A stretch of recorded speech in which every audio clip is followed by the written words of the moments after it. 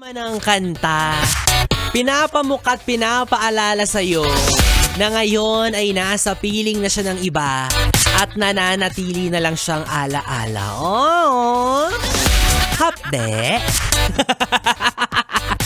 Yan gusto ko, nag-overthink ka. Diba, kahit pa paano na-exercise mo ang utak mo, nagagamit-gamit mo siya. Ay nako, pero yan sinasabi ko kasi sa'yo eh, hindi ka na rin kasi talaga natuto. Hindi ka na nadala dyan sa jowa mong manloloko. Manloloko nga eh. Anong mapapala mo dyan? Manloloko. From the root word, loko. Diba? Sino ba naman ang manloloko magsasabi ng totoo? Wala. Lahat ng manloloko kinukubli at tinatago ang totoo. Kaya ikaw, kapag sinabi ng isang lalaki na graduate na siya sa pambababae, huwag kang matuwa ate. Dapat mas lalo kang kabahan. Kasi nagmamasteral na yan. Diba? Kaya ikaw, yes friend, kung kasalukuyan ka naghahagilap ng taong iyong pinapangarap na makasama mo sa bawat hirap at sarap, ang hanapin mo ay yung taong retired na. Oo, kumbaga purgang-purga na, sawang-sawa na rin siya na makipaglaro lang pagdating sa larangan ng pag-ibig.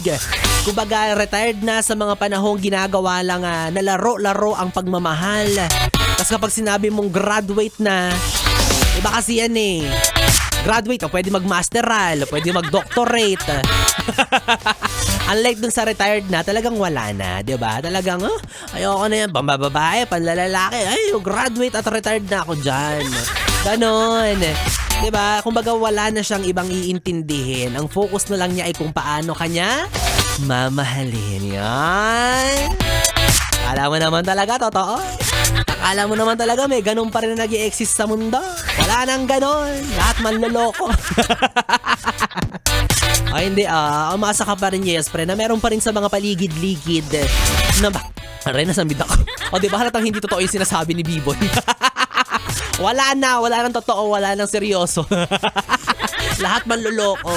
Hindi, joke lang. Pero, di ba, again, kung bubuksan mo lang ang iyong mata, at kung bubuksan mo lang ng mabuti ang iyong puso, at kung gagalingan mo lang din sa pagpili, meron at meron ka pa ring mahahagilap na totoong magmahal. Di ba? Punong-puno ng sarap yan. Yan naman yung gusto natin. Kumbaga yung taong focus na lang sa'yo. Oo, although mahirap nung humanap sa panahon na yun ng ganyan, diba? Kumbaga hindi pa masyadong madaling maghanap. Kumbaga hindi pa usog. Pero again, ang hanapin mo yung ganyan, yung marunong mag-alaga, yung talagang ramdam mo na mahal kayo, mature ng mag-handle ng relasyon, yung mga taong talagang tutok na tutok sa'yo. Diba? Tutok na tutok sa isang tao. Kumbaga, stick to one, yan. Pero may mga tao rin kasing talagang hindi pa malinaw sa kanya kung ano nga ba yung purpose at goal niya sa relasyon, di ba? Kumbaga, pumasok lang siya para makapag-jowa, para chorba, ganyan. Pero hindi niya pa alam or na-appreciate yung bigat or value ng relasyon na pinapasok niya. Kumbaga, hindi niya alam yung commitment na meron siya. Basta wala lang. Meron lang siyang trophy girl, trophy boy, ganyan. Okay na sa kanya yun. Yung meron siyang my day, meron siyang story. Mahirap yan. Kung hindi pa sigurado sa'yo, meaning, nasa exploration stage pa lang siya. Halo? Ba't mo naman kasi ginawang, kasi Dora ka ba? Kaya yes, friend, mahalaga na siguraduhin mong mapupunta ka sa taong seryosong magmahal. Diba? Mahalaga na mapupunta ka sa taong hindi ka pababayaan. Ang taong kakantahin ng kanta ni Jolina Magdangal. Ano ba yung kanta ni Chuba Chuchu? Hindi, yung kapag ako ay nagmahal. Diba? Ang sarap sa feeling. Parang si Raul. Oo, yung ituturing kang the one and only. Yes. Ituturing ang pag-ibig bilang isang sagradong bagay.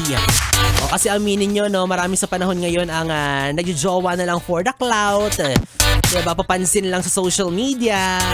Although hindi naman talaga niya alam kung ano yung pinapasok niya. Kaya again, mahirap yan. Oo, yung sinasabi ko sa'yo na nagjojowa lang para may maipost, para may mapang-display. Oo, wag ganon. Dapat kapag nagmahal ka, yung sigurado ka talaga.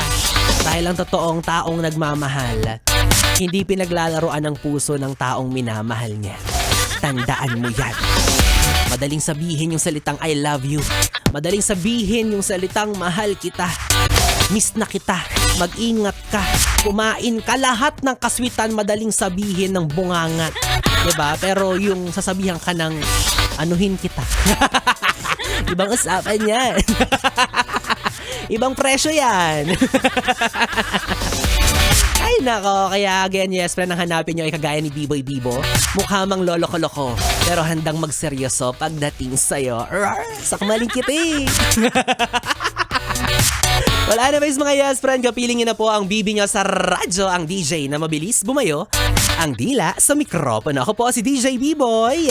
Biboy Bibo na pwede mong makatabi hanggang mamayang alas 12 para sa ating BB Time. Kaya naman dito ka lang sa istasyong No Problem. Ang 101.1 Yes FM. Solid. Oras natin 9:42.